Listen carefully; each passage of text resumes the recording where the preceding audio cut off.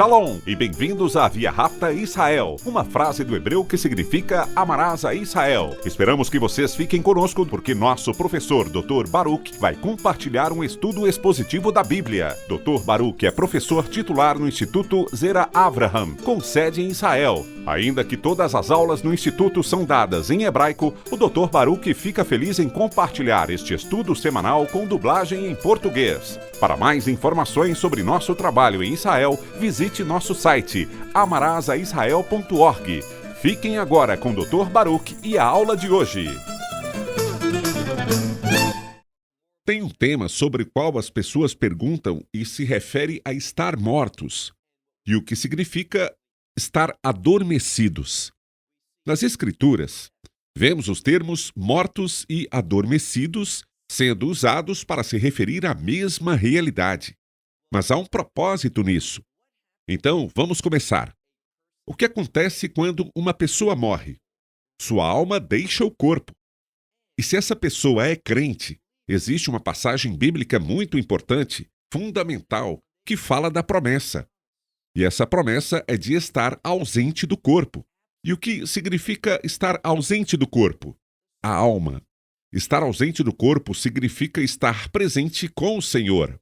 E essa é uma realidade para os crentes hoje. Precisamos lembrar que o Messias disse algo. Disse que nós estaremos com Ele. Por exemplo, no livro de Lucas, capítulo 23, o Messias está falando com um dos criminosos na cruz ao seu lado e diz: Eu te digo a verdade. Hoje estarás comigo no paraíso. Lembre-se dessa palavra, porque precisamos definir um certo local. Esse local é o lugar bíblico chamado Sheol. Sheol é uma palavra hebraica que se refere ao lugar dos mortos. Precisamos também trazer para nossa discussão um ensinamento bíblico que o próprio Yeshua deu. Estou falando sobre o que ele disse em Lucas, capítulo 16, versículos 19 a 31. Aqui está algo que precisamos ter em mente. Muitas pessoas chamam isso de parábola, mas as Escrituras não a chamam assim.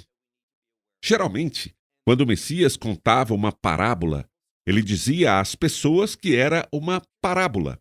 Estou me referindo ao que está registrado biblicamente como uma narrativa.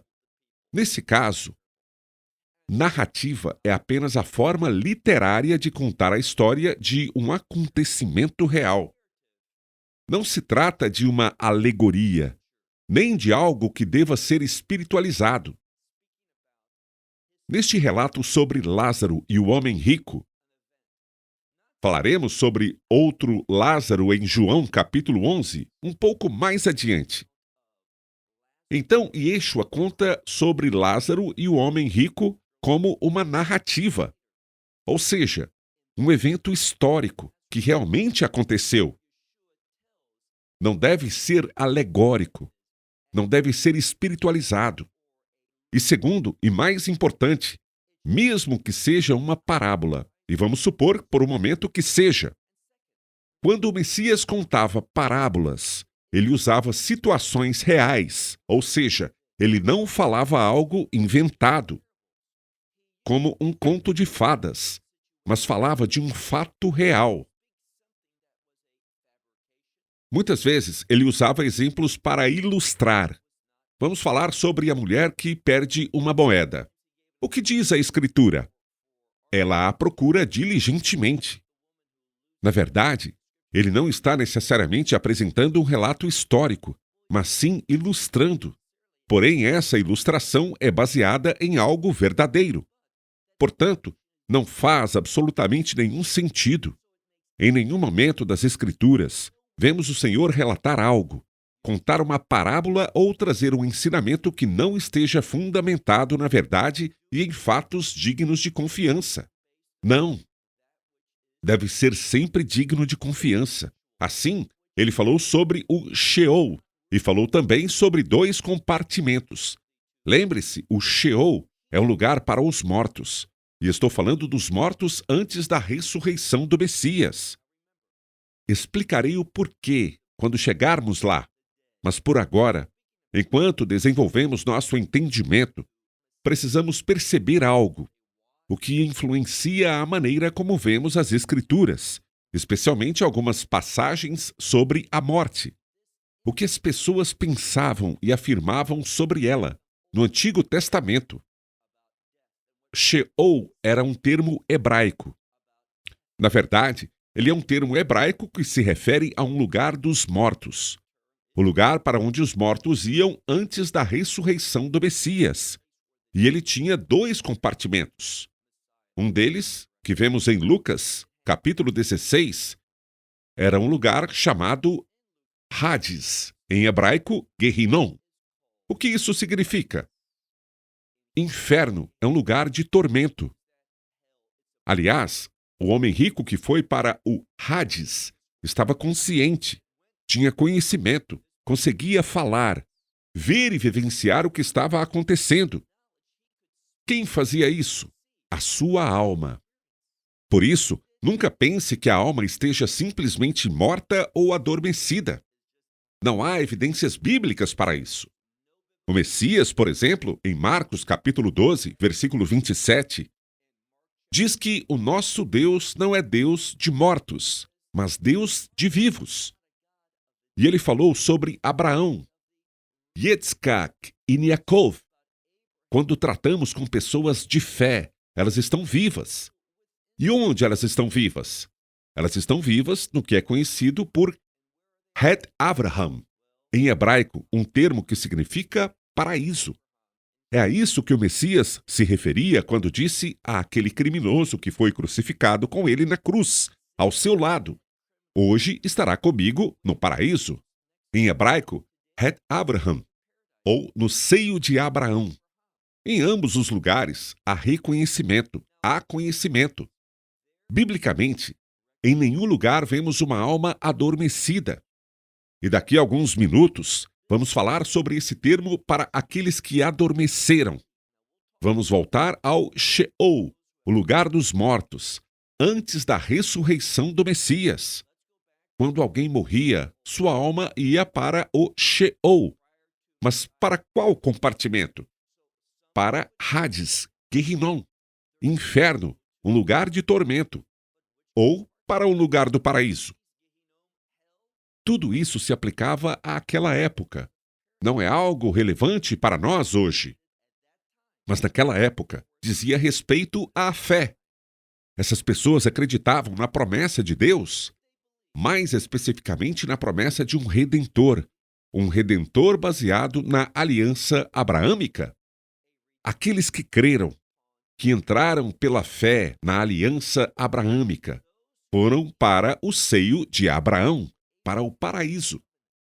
Aqueles que rejeitaram essa aliança, que rejeitaram a promessa de Deus de um redentor, foram para o inferno, Hades ou Gehinnom, o lugar de tormento, dentro do Sheol. Isso é o que precisamos entender. Sabemos que, por exemplo, em 1 Pedro capítulo 3, versículos 19 e 20, é mencionado que o Messias desceu ao Sheol, ao inferno. Ele falou preste atenção, ele falou com aquelas almas que estavam presas. Onde? No Hades. E não as acordou. Por quê? Elas não conseguiam dormir, estavam em tormento. E ele falou com aqueles indivíduos desobedientes que rejeitaram a promessa de redenção de Deus. Então, ele falou com eles, que estavam conscientes. E o que mais as Escrituras dizem?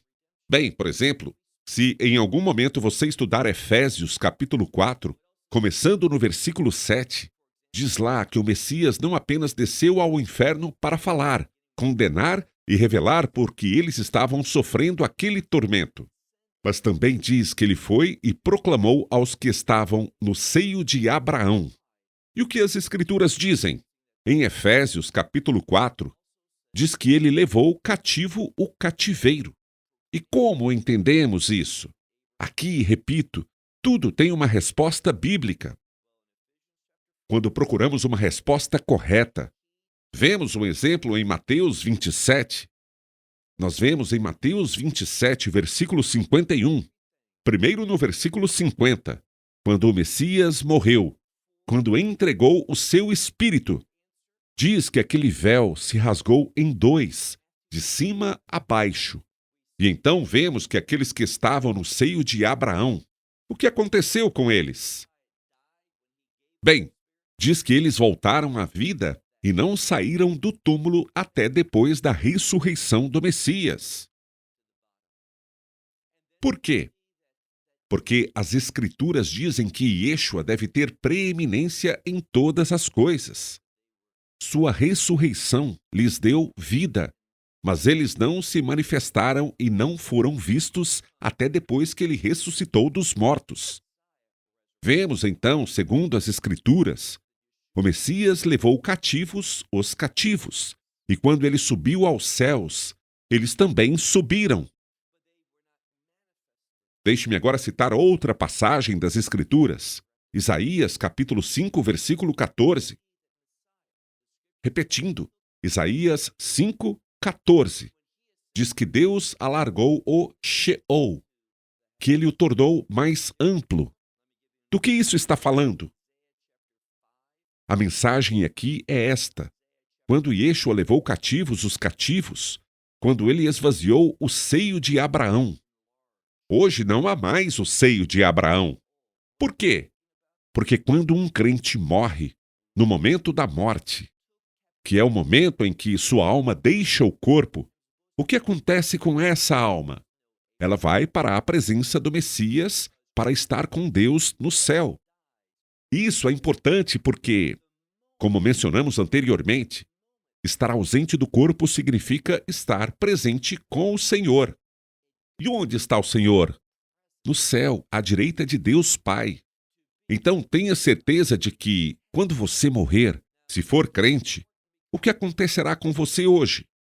Veja, antes do ministério do Messias, se você tivesse fé de que Deus era um Deus redentor, você iria para o paraíso, iria para o seio de Abraão, que era no Sheol. Mas hoje, ele foi esvaziado. Isso não é relevante para nós. Mas se você é um crente que aceitou o Evangelho, quando você morrer, nesse instante, sua alma estará no céu, na presença do Messias, isto é, Jesus Cristo, e temos certeza disso. Então, nós, que somos crentes, as nossas almas vão para o céu, e os que não são crentes vão para o Sheol, para o Hades, que agora preenche todo o Sheol, o que significa que eles descem para o inferno. E essas pessoas estarão lá para todo o sempre. Mas perceba algo. Houve uma mudança. Nós percebemos algo no livro do Apocalipse. Não quero me adiantar muito, mas vamos parar por um momento e responder a outra pergunta, que é uma pergunta muito importante. Alguém me enviou uma dúvida sobre Lázaro. Não estou falando do Lázaro de Lucas 16, mas sim do Lázaro de João capítulo 11. Lembra de Lázaro, irmão de Maria e Marta, de Betânia, da comunidade no Monte das Oliveiras, que era um amigo próximo de Yeshua? Você se lembra que uma das irmãs enviou uma mensagem a Jesus informando que Lázaro estava extremamente doente e que então, quando o Messias chegou àquela aldeia, ao local onde Lázaro estava sepultado, ele já estava no túmulo por 4 dias. O que precisamos entender é... Alguém pergunta, isso significa que Lázaro esteve no céu por 4 dias? Não. Lembre-se, isso foi antes do ministério de Yeshua, antes de sua morte, sepultamento e ressurreição. Onde ele estava? Bem, o que podemos dizer é que, normalmente, quando alguém morria, como Lázaro que tinha fé, quando essa pessoa morria, sua alma ia para o seio de Abraão. Mas perceba algo aqui. Se Yeshua trouxe a alma dele de volta ao corpo, ou se aquilo foi uma situação única. Uma coisa nós sabemos: por 4 dias. Por 4 dias ele esteve literalmente morto. E o que aconteceu? O Messias o ressuscitou dos mortos.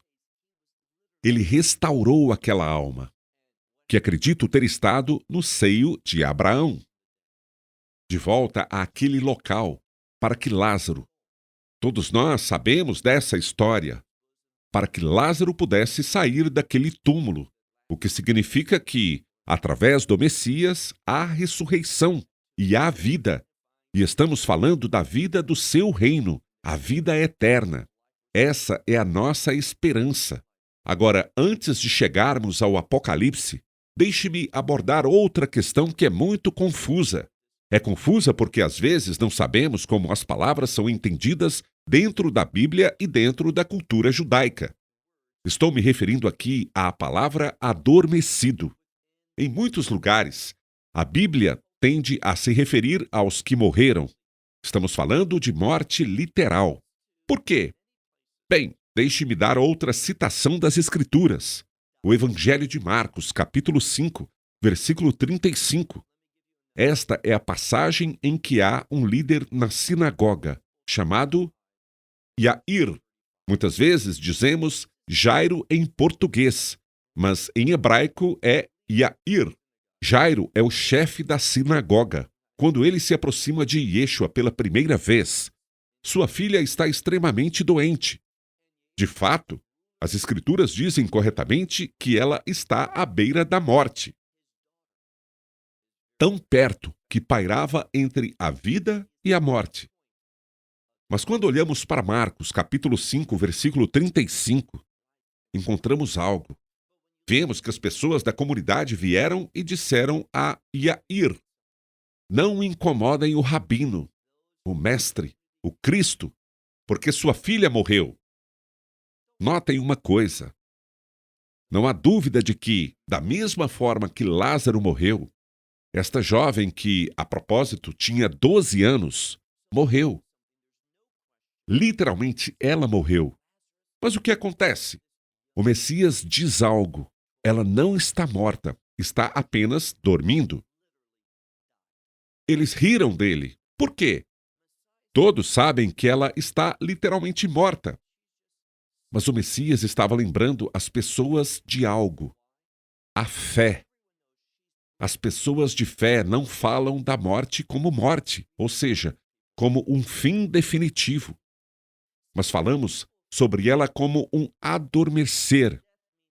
Estamos falando de morte. Então, por que falamos dela como um adormecer? Sabemos de uma coisa. Quando alguém vai dormir, essa pessoa espera acordar. As pessoas vão para a cama à noite, colocam o despertador ou pedem para alguém as acordar, porque tem essa expectativa de acordar e de se levantar. No judaísmo, e vemos isso biblicamente, especialmente no Novo Testamento. E, aliás, se você vem de uma formação judaica e está familiarizado com a oração chamada Amidah, também conhecida como Shimon Yesrei, falamos sobre Deus ser fiel àqueles que dormem no pó. Não estamos falando daqueles cuja alma está adormecida na terra. É um euforismo, é uma expressão. E qual é a natureza dessa expressão? Ela nos ensina algo. Para os que têm fé e morrem, nós temos a esperança de ressuscitar, de se levantar. Não é o fim, não é que estejamos mortos.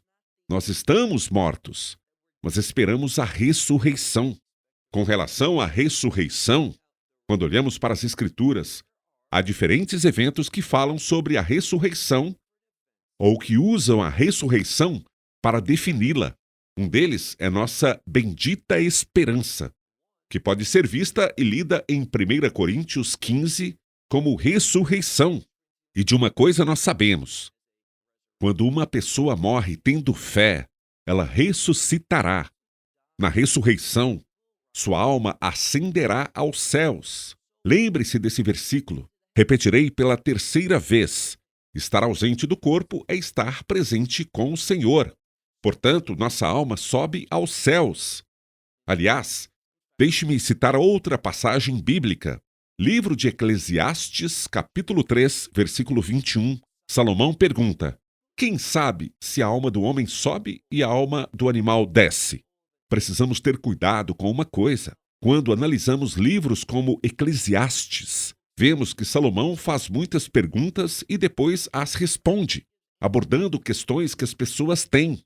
Portanto, não devemos usar uma afirmação do livro de Eclesiastes para construir uma teologia a partir dela, quando ele está apenas fazendo uma pergunta ou falando de uma perspectiva diferente. Da mesma forma, acontece no livro de Jó. Muitas vezes, em Jó, seus amigos falam sem base na fé. Eles fazem afirmações baseadas em crenças que ouviram e que são aceitas pela sociedade. Mas isso não significa que sejam verdadeiras. É muito perigoso usar Eclesiastes e Jó como base para as afirmações, pois, às vezes, o próprio Jó faz afirmações baseadas em crenças errôneas, fundamentadas no que ouviu de seus supostos amigos. E isso não é um fato teológico. De fato, ele está lidando com uma questão em que as pessoas acreditam. Portanto, devemos ter muito cuidado. Mas vemos que em Marcos, capítulo 5, quando Jesus fala com Jair, e todos dizem: sua filha está morta. Ele diz: ela não está morta, apenas dormindo. O que significa: tenha fé na ressurreição.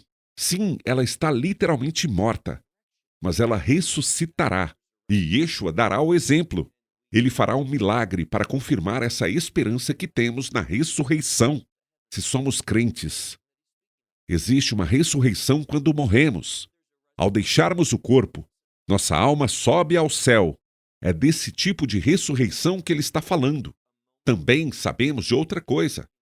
Há uma ressurreição ligada à bendita esperança para aqueles que... o quê? Que já morreram. Vamos falar um pouco sobre essa bendita esperança.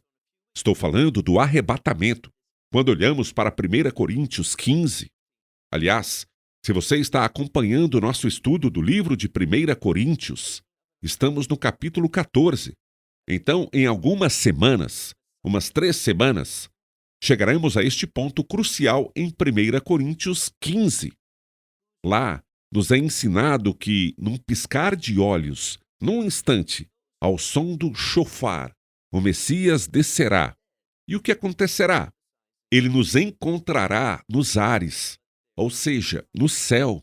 A quem ele se refere quando diz nós? Aos crentes. E o que acontecerá então? Ele fala daqueles que já morreram, quando ele menciona os mortos. Ele não está enfatizando as suas almas, mas os seus corpos. O que acontece com o corpo? Bem, você morre, esse corpo se decompõe. Agora, não importa o que acontece com a carne. Uma pessoa geralmente é cremada quando morre. De acordo com a lei judaica, não deveríamos fazer isso. Mas essa é uma tradição. Não faz diferença o que acontece. Seu corpo pode ser cortado em pedaços e espalhado pelo mundo. Pode ser queimado com ácido, fogo, qualquer coisa. Nada disso é problema para Deus. Com Deus, todas as coisas são possíveis. Então, naquele momento, independentemente de onde suas cinzas estejam, Deus as reunirá no instante e elas serão transformadas em um novo corpo. É apenas um corpo. A alma daqueles que já morreram e estavam no céu será reunida a esse novo corpo e eles estarão com o Messias, como já estavam, e continuarão com ele nos céus. E nós, que ainda estamos vivos, se estivermos vivos naquele momento, se você não estiver morrido, se ainda estiver vivo, então o que acontecerá com você? Seu corpo será transformado neste novo corpo, e sua alma estará com esse corpo, obviamente, porque você ainda estará vivo, pois não morreu, não houve separação da alma do corpo.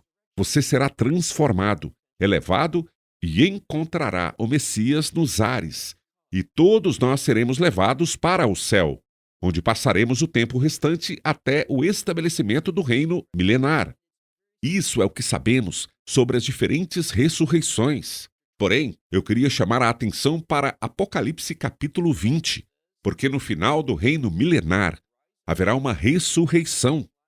E esta é uma ressurreição muito semelhante ao que lemos no livro de Daniel, capítulo 12, versículos 1 e 2, onde diz que muitos ressuscitarão, alguns para a vida eterna e outros para a morte eterna. Bem, isso é fato. E aqueles que ressuscitarem para a morte eterna terão suas almas no Hades, no inferno. Mas no final desse reino de 1000 anos, eles ressuscitarão para o juízo do grande trono branco. Seus corpos? Não, apenas suas almas. Elas se levantarão e serão condenadas, porque todos que forem ao juízo do trono branco serão condenados. Por quê? Por uma razão principal. Porque o nome delas não está inscrito no livro da vida do Cordeiro. E como seu nome pode estar inscrito no livro da vida do Cordeiro? Isso acontece quando você aceita o Evangelho, dizendo: sim, eu sou pecador e sim, eu creio no que o Messias fez por mim. Ele morreu na cruz e meus pecados foram transferidos para ele. É por isso que ele morreu naquela cruz. Sua justiça foi transferida, imputada a mim.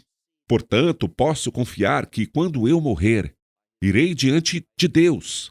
Ele verá em mim a justiça de seu Filho, pela sua graça, sua misericórdia, seu perdão. Serei aceito não por causa de mim, mas por causa da perfeição do Messias. Eu sou pecador, mas meus pecados foram tratados, foram removidos, e a justiça de Deus, a justiça de seu Filho, foi creditada à minha conta.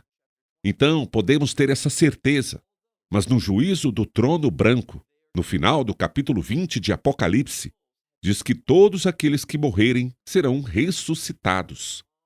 Suas almas têm sido atormentadas no inferno desde a morte, e agora seus corpos serão ressuscitados. Todos entregarão os mortos. Alguns dirão que, por causa da menção ao mar e à terra, isso talvez tenha a ver com a reunião dos corpos, mas isso é irrelevante. A alma é a própria essência. Portanto, o texto nos ensina que, não importa como ou onde alguém morreu, ele será levado perante o juiz do grande trono branco.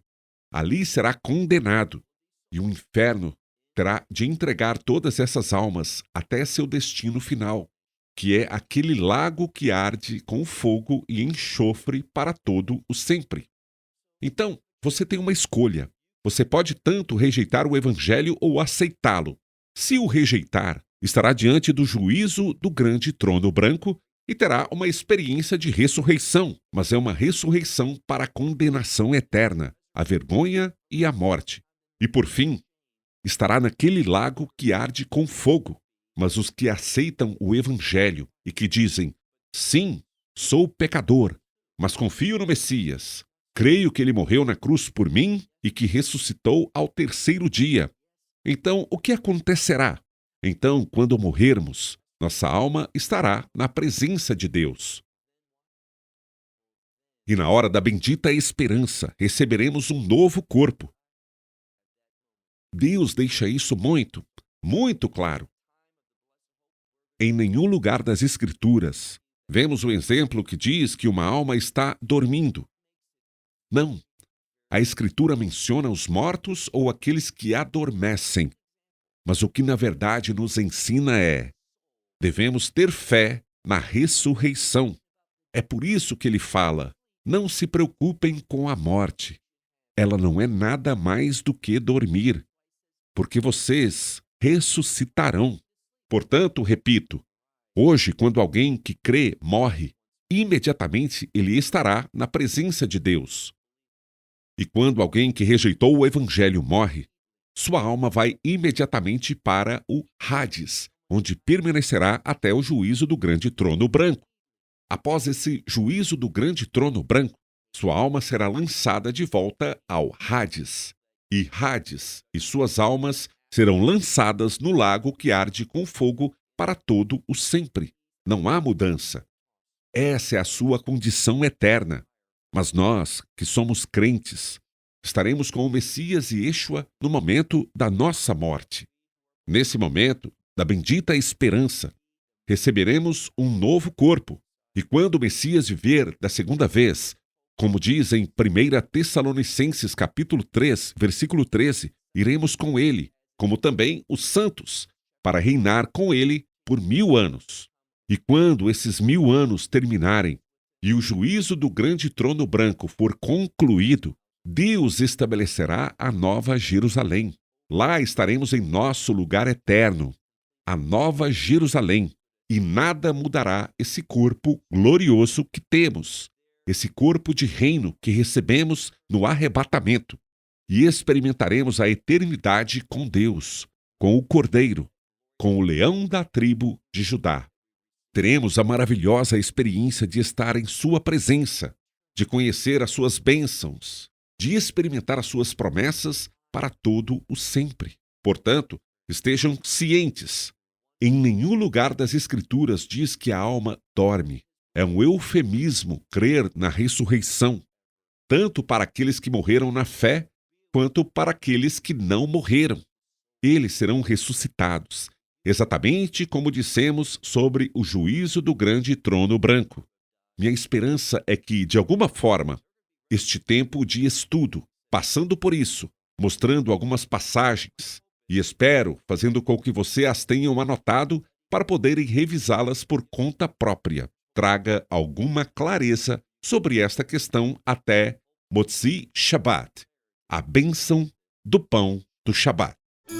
Esperamos que você tenha desfrutado da aula de hoje e que possa compartilhá-la com outros. Te convidamos a participar e nos acompanhar a cada semana, a esta hora e por este canal, em mais um episódio de Amarás a Israel. Para mais informações em português, visite amarasaisrael.org, onde encontrará muitos outros estudos realizados pelo Dr. Baruch. Até a próxima semana. Que Deus, nosso Messias e Yeshua, nosso Senhor Jesus Cristo, te abençoe durante a sua caminhada com Ele. Shalom, desde Israel.